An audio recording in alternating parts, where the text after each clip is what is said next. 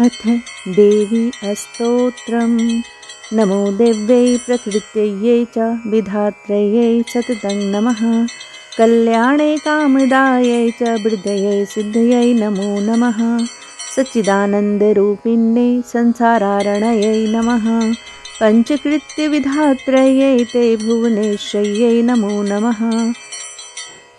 सर्वाधिष्ठानरूपायै कुटस्थायै नमो नमः। अर्धमात्रार्धभूतायै रिलेखायै नमो नमः। ज्ञातं मयाखिलमिदं त्वयि सन्निविष्टं त्वत्तोऽस्य सम्भवलयावपि मातरद्य शक्तिश्च तेस्य कर्णे विततप्रभावा ज्ञाताधुना सकललोकमयीति नूनं विस्तार्य सर्वमखिलं सदसद्विकारं सन्दर्शयस्य विकलं पुरुषाय काले तत्त्वैश्च षोडशभिरेव च सप्तभिश्च भासीन्द्रजालमिव नः किल रञ्जनाय न त्वामृते किमपि वस्तुगतं विभाति व्याप्य एव सर्वमखिलं त्वमवस्थितासि शक्तिं विना व्यवहृतो पुरुषोऽप्यशक्तो बम्भर्ण्यते जननी बुद्धिमता जनेन प्रीणासि विश्वमखिलं सततं प्रभावः स्वस्तेजसा च सकलं प्रकटीकरोषि अस्त एव देवि तरसा किल कल्पकाले को वेद देवि चरितं वैभवस्य त्राता वयं जननि ते मधुकैटभाभ्यां लोकाश्च ते सुवितताः खलु दर्शिता वै नीताः सुखस्य भवने परमां च कोटिं यद्यर्शनं तव भवानि महाप्रभावं नाहं भवो न च विरञ्चि विवेदे मातः कोऽन्यो हि वेत्ति चरितं तव दुर्विभाव्यं कानिह सन्ति भुवनानि महाप्रभावे हास्मिन् भवानि रचिते रचनाकलापे अस्माभिरत्र भुवे हरिरन्य एव दृष्टः शिवः कमलजः प्रथितप्रभावः अन्येषु देवि भुवनेषु न सन्ति किं ते किं विद्यदेवि विततं तव सुप्रभावं या चेम्बतिङ्ग्रघ्रीकमलं प्रणिपत्य कामं चित्ते सदा वसतु रूपमिदं तवैतत् नामापि वक्त्रकुहरे सततं तवैव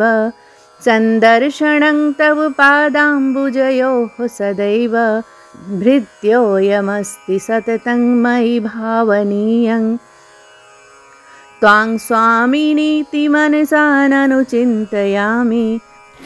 एषा वयोरविरता किल देवि भूयाद्व्याप्तिः सदैव जननी सुतयोरिवार्यः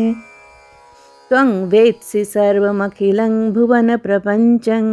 सर्वज्ञता परिसमाप्तिनितान्तः भूमिः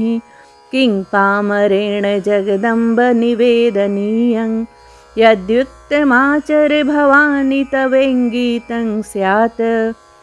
ब्रह्मा सृजत्यवति विष्णुरुमापतिश्च संहारकारक इयं तु जनेः प्रसिद्धिः किं सत्यमेतदपि देवी तवेच्छया वै कर्तुं क्षमा वयमजे तव शक्तियुक्ताः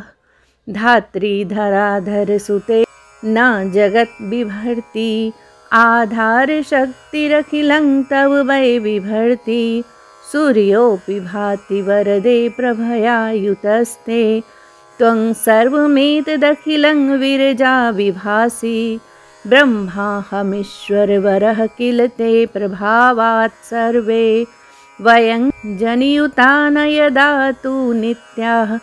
केऽन्ये सुराः शतमुखप्रमुखाश्च नित्या त्वमेव जननी प्रकृतिः पुराणा त्वं चेद्भवानि दयसे पुरुषं पुराणं जानेऽहमद्य तव सन्निधिगः सदैव नो चेदहं विभुर्नादिर्णेह ईशो विश्वात्मधीरतितमः प्रकृतिः सदैव विद्या त्वमेव ननु बुद्धिमतां नराणां शक्तिस्त्वमेव किल शक्तिमतां सदैव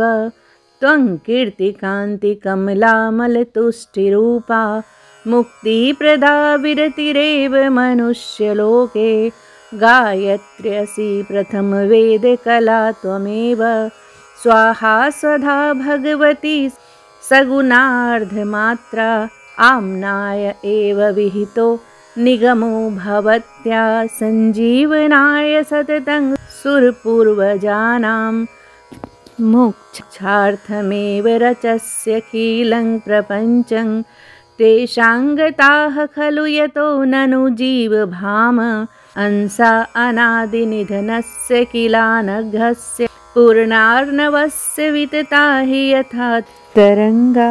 जीवो यदा तु परिवेत्ति तवैव कृत्यं त्वं सङ्घरस्यखिलमेददीति प्रसिद्धं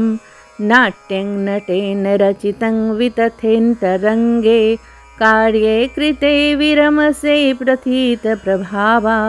त्राता त्वमेव मम मोहमयाद्भवाब्धे सत्त्वामम्बिके सततमेमि महार्तिदे च रागादिभिरविरचिते वितथे किलान्ते मामेव पाहि बहुदुःखकरे च काले नमो देवि महाविद्ये नमामि चरणो तव सदा ज्ञानप्रकाशं मे देहि सर्वार्थदे शिवे इति श्रीमद्देवी भागवते महापुराणे तृतीय स्कन्धे विष्णुना कृतं देवी स्तोत्रम्।